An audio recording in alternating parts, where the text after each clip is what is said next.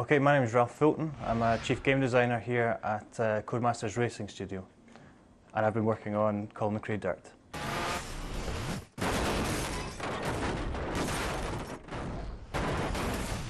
Okay, the Colin McRae series has been going for a number of years, and it's been hugely successful. Over 8.5 million units sold in Europe, and this is the first iteration that we're bringing to the next generation of consoles.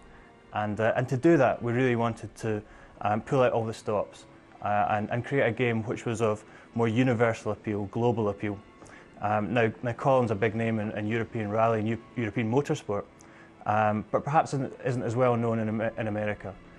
So to that end, we've introduced an awful lot of American motorsport and really expanded our remit. We're no longer just about rally, we're now about, basically, if it's racing and if it happens off-road, then that's what we're doing. When we started building Colin McRae DiRT for this next generation of consoles, we really wanted to address every aspect of the design and make sure that what we were doing was genuinely next generation. That's been at the forefront of our thoughts as we tackled every issue that's come up.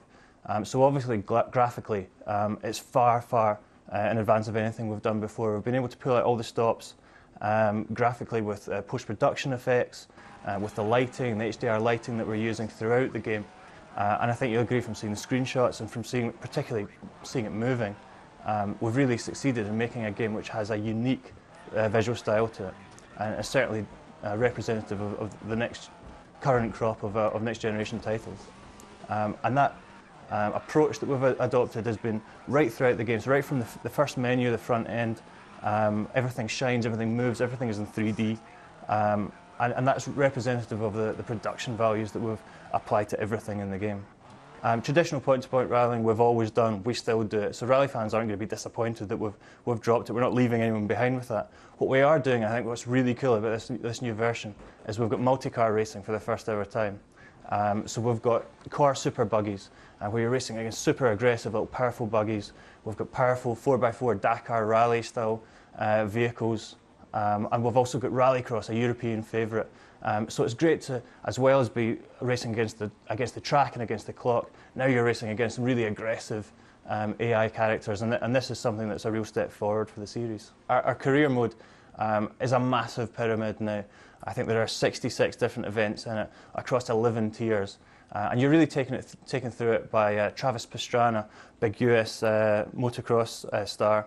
And he's very much the mentor for the player in the game. He takes you from the start, he gives you a couple of cars, gives you some cash, and sets you out, and you work your way up through these tiers, buying cars, entering new, more prestigious competitions, until you get right to the top, which is the champion of champions. And there you get to race against Travis himself, against Colin McRae, and the leading lights in each of the other series we have in the game. And then you can really call yourself the champion of champions. The way we've worked the difficulty system is totally key to making this game accessible for everyone. If you're a super hardcore Colin fan from years back, then you're going to be able to put it up onto professional level and really race with ultra realistic damage. Real world physics will apply there.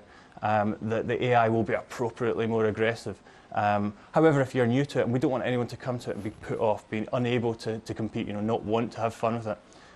So you can set your difficulty level across 5 levels on every single championship. If something's too hard for you, but you want to get on, you want to see the next thing, just put it down a level, you can continue, and you're still getting all the rewards, you're seeing all the cool things that we've packed into this game. We've spent loads and loads of time getting every environment looking and reacting in a real world way. Basically, we've got a fantastic physics system. Everything in the world moves, has physical properties. If you can see it, you can smash into it, you can break it, or it will break you more often than not.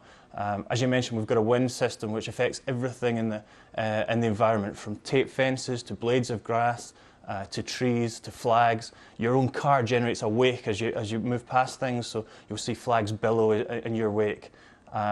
We've got a brilliant real-time shadow system. Everything in the world casts shadows, self-shadows, so casts shadows on itself.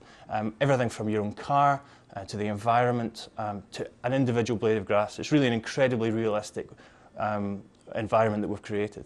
We've got a 100-player online lobby system. And our plan is that we're going to set up this server, when the game launches, and basically it's going to roll indefinitely, until DiRT 2 comes out.